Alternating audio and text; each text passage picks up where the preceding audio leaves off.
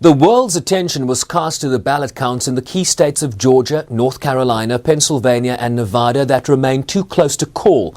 The state of Arizona is also still in play, despite some US news media projecting that Biden would claim the Republican stronghold for the first time as a Democrat since 1996.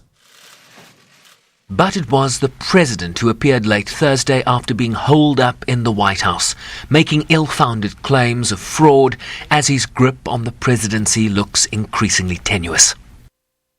If you count the legal votes, I easily win. If you count the illegal votes, they can try to steal the election from us. Our goal is to defend the integrity of the election. We'll not allow the corruption to steal such an important election, or any election for that matter. And we can't allow anybody to silence our voters and manufacture results. He indicated that given the various streams of litigation his campaign was pursuing across the country, that ultimately judges would have to determine the outcome of this election. We think there's going to be a lot of litigation because we have so much evidence, so much proof, and it's going to end up perhaps at the highest court in the land. We'll see. But we think there'll be a lot of litigation because we can't have an election stolen like this. And I tell you, I have been talking about this for many months. It's not a question of who wins, Republican, Democrat, Joe, myself. We can't let that happen to our country. We can't be disgraced by having something like this happen. So it will be hopefully cleared up, maybe soon, I hope soon, but it'll probably go through a process, a legal process. But ultimately, I have a feeling judges are going to have to rule. But there's been a lot of shenanigans, and we can't stand for that in our country. Democratic nominee Joe Biden earlier expressed a sense of calm as he held a comfortable lead within reach of the 270 electoral college votes or delegates required to win the presidency. In America, the vote is sacred. It's how people of this nation express their will. And it is the will of the voters, no one, not anything else, that chooses the President of the United States of America. So, each ballot must be counted, and that's what we're going to see going through now, and that's how it should be. Democracy is sometimes messy. It sometimes requires a little patience as well, but that patience has been rewarded now for more than 240 years with a system of governance that's been the envy of the world. Biden called for all the votes to be counted, as he sought to portray himself as unruffled, while the president appeared increasingly untethered. We continue to feel very good about where things stand. We have no doubt that when the count is finished, Senator Harris and I will be declared the winners. So, I ask everyone to stay calm, all the people to stay calm. The process is working. The count is being completed, and we'll know very soon. So, thank you all for your patience, but we have to count the votes. As the president's campaign pressed ahead with lawsuits, Biden's trajectory towards victory appeared increasingly assured, a detail not lost on the incumbent, who sought to undermine that narrative with claims that hinged on fabrication and fantasy, as poll workers diligently continued their counting under the scrutiny of a country on edge. Mr. Trump's baseless claims will leave many uncomfortable, questioning the integrity of an American election in a statement littered with falsehoods, reminiscent of election outcomes in other places but not here, until, of course, right now. Sherwin Bryce-Pease, SABC News, New York. And let's cross to Sherwin right now, our correspondent in the US, of course. Sherwin, good morning, and you have been at it. So thank you so much for being with us once more here on Morning Live. But let's pick it up at that point, unsubstantiated claims. And now you have judges in Michigan and, of course, in Georgia basically rejecting those unsubstantiated claims that were brought, those lawsuits, by the Trump campaign. So what does it look like for Trump right now?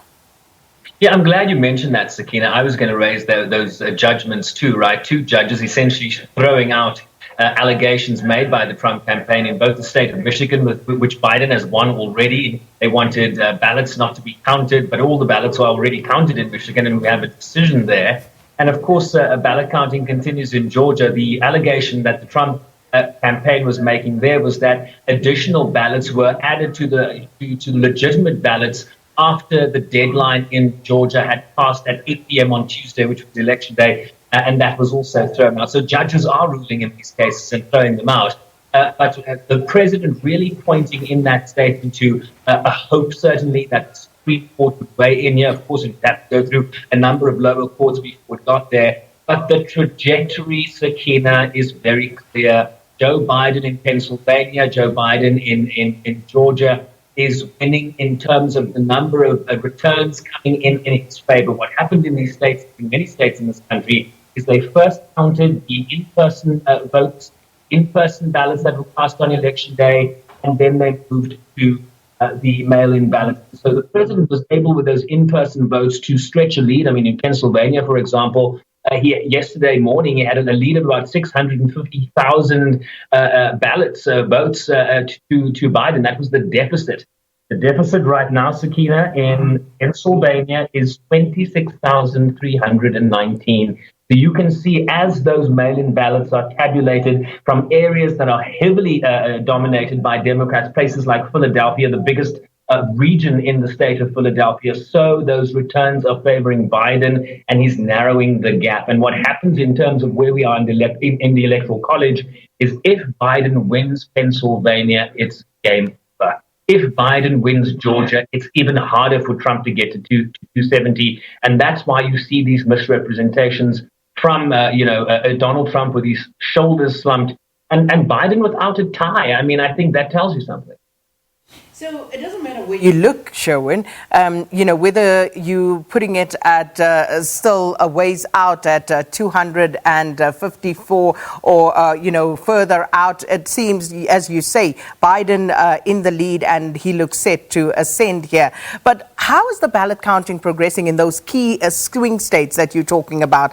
Can there still be any dramatic changes that could spring up there? That's not the sense that we're getting from the analysis, right? The smaller parts and the rural parts of those states tend to come in earlier. And the rural parts of various states in this country tend to favor Donald Trump. It's the cities, the metropolitan areas, and the suburbs that favor Democrats. And those, because of the volumes of votes and the populations in those bigger cities, that tends to be dominated by Democrats. And those are the numbers we are seeing. Every time there's a return coming, Biden's gap, the deficit closes towards Trump in those states. And similar, we're seeing something similar in Arizona. Remember, the Associated Press and Fox News called it for Biden, and their expert on the decision desk at Fox News was on Fox News yesterday, because the Trump campaign had called Rupert Murdoch, essentially, to have them retract the projection that Biden would win in Arizona. And the response from the chief at Fox News was essentially to say, only when frogs grow wings, they're not going to retract it. They believe Biden is a shoe-in to win Arizona for the first time since the Democrat Bill Clinton won it in 1996.